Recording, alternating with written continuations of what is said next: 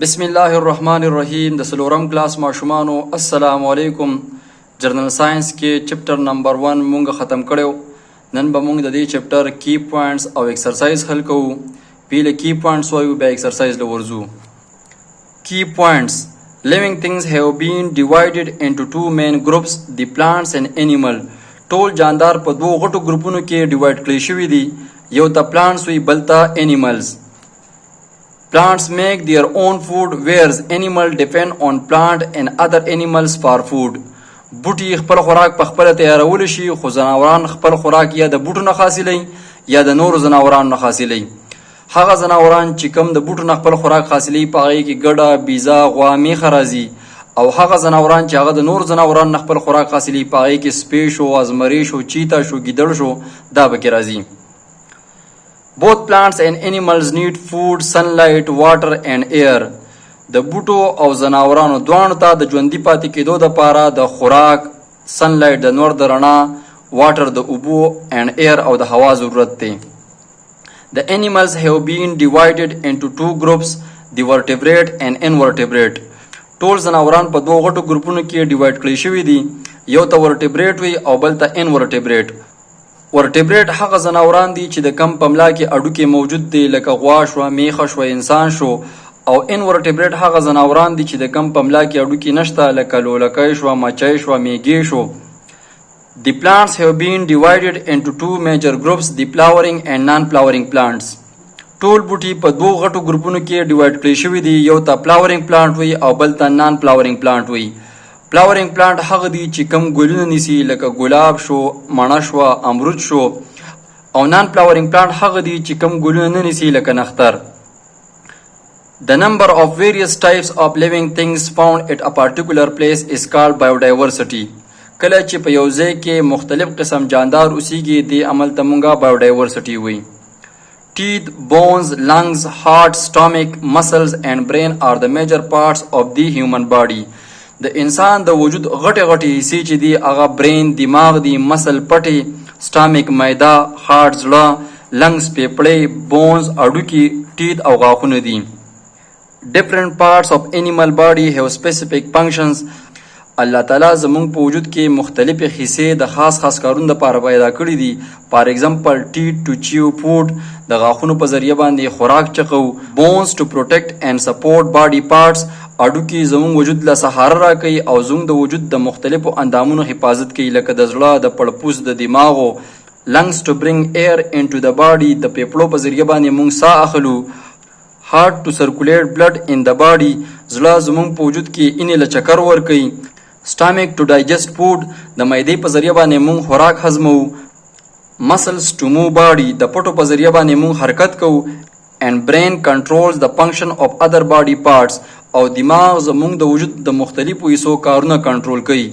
کنټرول معنی قابو کرنا.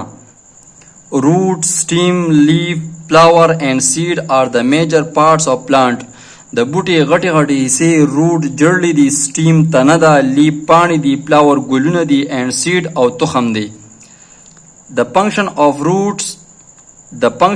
roots is to anchor the plant into the ground and absorb water and mineral from the soil. د جړلې کار دی چې دا بوټي په ځمکه کې مضبوط کی او د ځمکې نه اوبه او معدنیات را جذب کی. absorb معنی جذب کول. The function of stem is to transport water and food. د تنې کار دی چې اوبه او خوراک د جړلو نه پاڼو ته ویسي او د پاڼو نه جړلو او د بوټي مختلفو حصو ته راولي. The function of leaves to make food and produce oxygen. د پاڼو کار دی چې خوراک جوړ کی او اکسیجن پیدا کی. The function of flowers is to produce seed and the function of seed is to produce new plant. د ګل کار دی چې تخم جوړ کی او د تخم کار دی چې نوې بوټي پیدا کی. د دې ټولو کی پوینټس ایکسپلینیشن په مخکې ویډیو کې تیر شوی دی. کو تاسو د دې کی پوینټس ایکسپلینیشن کتل غواړئ نو تاسو له پکار دی چې مخکینی ویډیو وګورئ. ان شاء الله دا ټول کی پوینټس په تاسو ته کلیر شي. راځئ ماشومانو چې اوس ایکسرسایز حل کوو. په ایکسرسایز کې اول نمبر سوال دی ټیک د کریکټ آنسر. صحیح جواب ته د ټیک نشان ولګوئ. Which one is common among butterfly, bird and bat؟ په لولکۍ کې، په مرغۍ کې او په خاپیرک کې کم یو شی کامن دی؟ کامن معنی مشترک. A. ټیت غاښونه، B. هیر یخته، سی بونز اډوکی D wings وزرې نو डी نمبر ټیک دی wings. many plants produce fruits بعضی بوټي میوې پیدا کوي. A to protect seeds چې د تخم حفاظت وکړي. B to produce food for the seeds د تخم د پاره خوراک پیدا کی. C to store water for the seed germination د تخم د راختو د پاره اوبه جمع کی. D to stop seeds from dispersal تخم د خورېدو نه بچ کړي. نو په دې کې A نمبر ټیک دی دا د تخم حفاظت کوي. Fish are vertebrate and swim in water میان ورټیبریټ دي او دوی په اوبو کې لامبو وهي. سویم معنی لامبو وهي. which one of the following is true د دوی لپاره کوم یو سټیټمنټ ټیک دی؟ A have fur on the body د دوی په وجود باندې سرمنی پر معنی سرمن. B have feathers and a tail د دوی وزرې او لکۍ. C have 4 legs د دوی څلور خپې. D have pins and a tail د دوی وزرې او لکۍ. D نمبر ټیک دی. د میان وزر ته پینز وي او د مرغو وزر ته feathers وي. which part of a plant is absent in non-flowering plants په نان فلاورینګ پلانټس کې د بوټو کم یو حصہ موجود نه. absent معنی موجود نه. A root جړلی. B shoot تنا. C leaf پاڼې. D flower ګلونه. نو D نمبر ټیک دی. په نان فلاورینګ پلانټ کې ګلونه موجود نه. which one of the following is a non-flowering plant په دې لاندینو کې کم یو نان فلاورینګ پلانټ دی؟ A apple مڼه. B روز ګلاب. C مینگو ام. D پاین نختر. D نمبر ټیک دی. نختر نان فلاورینګ پلانټ دی. which statement is correct for all the vertebrates د ټولو ورټیبریټو د پاره کم یو سټیټمنټ صحیح دی؟ کریکټ معنی صحیح. A have پر د دوی سرمنی. B have more than 4 legs د دوی ټولو د څلور نه زیاتې خپې. C have big bone د دوی د ملا اډوکي. D can fly in air دوی په هوا کې الوتی شي. C نمبر ټیک دی. په ټولو ورټیبریټو کې د ملا اډوکي موجودي.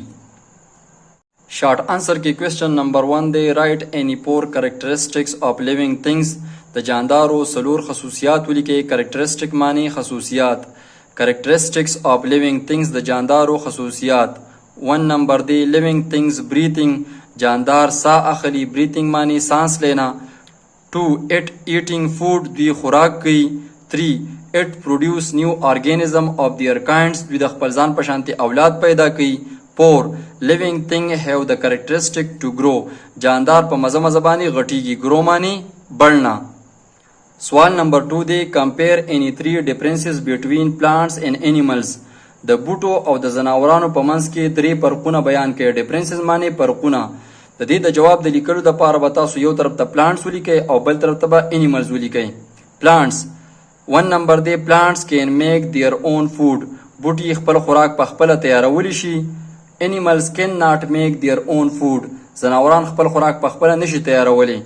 2 plants cannot move from place to place بوټي د یو ځای نه بل ځای ته حرکت نشي کولی.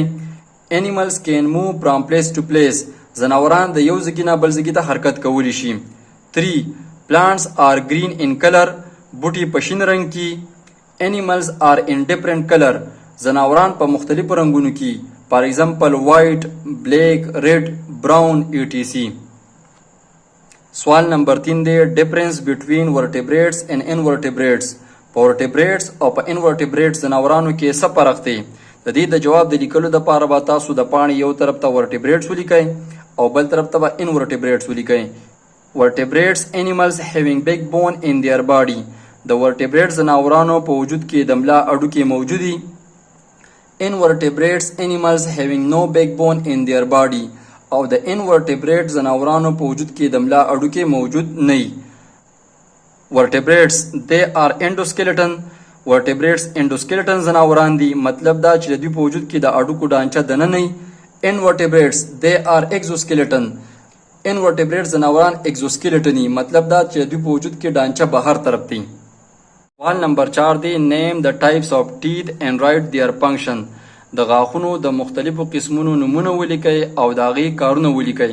د دې د جواب د لیکلو دپاره به تاسو د پاڼې یو طرف ته name of teeth ولیکئ او بل طرف ته به function ولیکئ. اول نمبر دی. incisor incisor هغه غاښونه دي چې هغه په خوله کې د مخې طرف دی. we use it for biting and cutting food دا موږ د خوراک د کټ کولو دپاره استعمالو. دویم نمبر دی کیناینز. کیناینز د انسایزر ناخی طرف ته او ګس طرف ته په دواړو جامو کې تیره تیره غاښونه دي. وی یوز اټ فار فیرسینګ اینڈ ټیرینګ فوډ. دا موږ د خوراک د شلولو دپاره د چیر پاړ کولو دپاره استعمالو. دریم نمبر دی پریمولر. پریمولر غاښونه د مولر غاښونو نه مخکې او د کیناین نه وروسته دي. وی یوز اټ فار چیوینګ اینڈ ګرینډینګ فوډ. دا موږ د خوراک د چقولو دپاره استعمالو. څلورم نمبر دی مولر. د جامې د ټول نه اخرني او غټ غاښونو ته مولر غاښونه وایي. It also used for chewing and grinding food. دا هم موږ د خوراک چقولو دپاره او د میده کولو دپاره استعمالو. سوال نمبر 5 دی what function do bones and muscles perform together. زموږ په وجود کې اډوکي او پټې په شریکه باندې څه کار کوي؟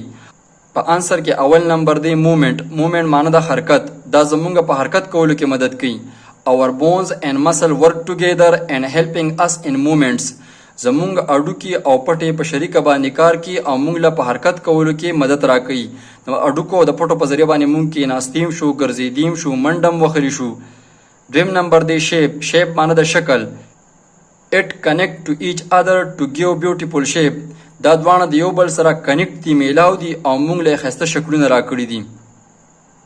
سوال نمبر 6 دی describe the function of lungs and heart. زړه او پیپړې څه کار کوي؟ انسر function of lungs. د پیپړو کار. It help in breathing. پیپړې په ساه اخیستو کې زموږ مدد کوي. It exchange oxygen between blood and air. پیپړې د هوا او د اینې په منځ کې د اکسیجن تبادله کوي. exchange باندې تبادله کرنا، بدلی را بدلی. function of heart. The heart work like a pump and circulate blood all over the body. زړه د اوبو د موټر په شانتي کار کوي او دا زموږ په ټول وجود کې اینه خوري. د دې لیکچر سره زمونږه چپټر نمبر 1 کمپلیټ شو. ان شاء الله په بلی ویډیو کې به چپټر نمبر 2 شروع کوو. تر هغې پورې ښاد او آباد اوسئ. د لوی الله په امان.